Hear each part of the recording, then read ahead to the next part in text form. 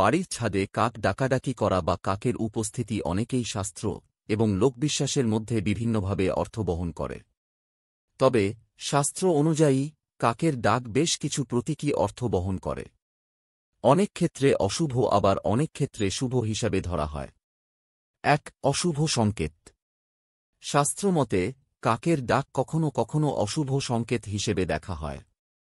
যদি কাক খুব বেশি সময় ধরে একই জায়গায় ডেকে থাকে বা বিশেষত আপনার বাড়ির ছাদে ডাকে, তাহলে এটি মনে করা হয় যে এটি কোনো অপ্রত্যাশিত বা দুঃখজনক ঘটনার ইঙ্গিত হতে পারে।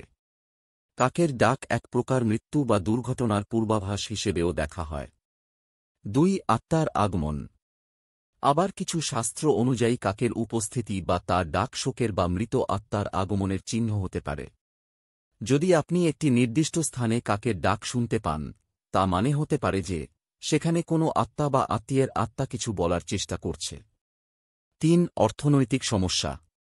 অনেক সময় কাকের ডাক বাড়ির কোনো সদস্যের অর্থনৈতিক সমস্যা বা আর্থিক সংকটের ইঙ্গিত হতে পারে। এটা সতর্কতা হিসেবে গণ্য করা হয় যে আপনি আপনার আর্থিক দিকগুলোতে সাবধান থাকুন। ৪. ভালো কিছুর আশঙ্কা।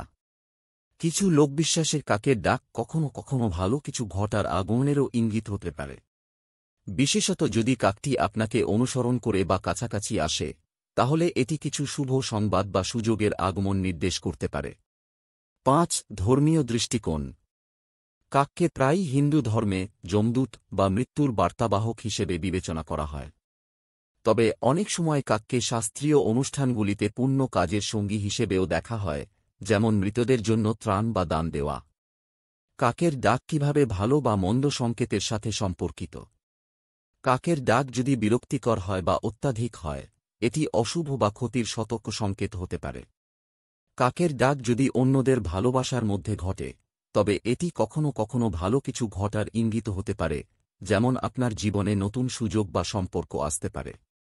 এখানে সবথেকে গুরুত্বপূর্ণ হল, আপনি যদি কাকের ডাক শুনে চিন্তিত হন, তবে তা শুধু একটি সাধারণ প্রাকৃতিক ঘটনা হিসেবে দেখতে পারেন এবং অতিরিক্ত উদ্বেগ না করাই ভালো।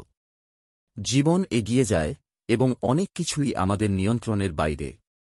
তবে আপনি যদি মনে করেন যে কাকের ডাক কোনো বিশেষ সংকেত বহন করছে, তবে আপনি যে কোনো প্রয়োজনীয় সতর্কতা বা আচরণ অনুযায়ী ব্যবস্থা নিতে পারেন। কিছু পরামর্শ। পূজা বা যজ্ঞ করা। কাকের ডাক যদি অশুভ বা আতঙ্কজনক মনে হয়, তবে স্থানীয় পুরোহিত বা ধর্মীয় নেতার কাছ থেকে পরামর্শ নিতে পারেন। দান করা। কখনও কখনও ধর্মীয় দৃষ্টিকোণ থেকে কাকের প্রতি দান বা সদ্ব্যবহার করলে তা শান্তি আনে।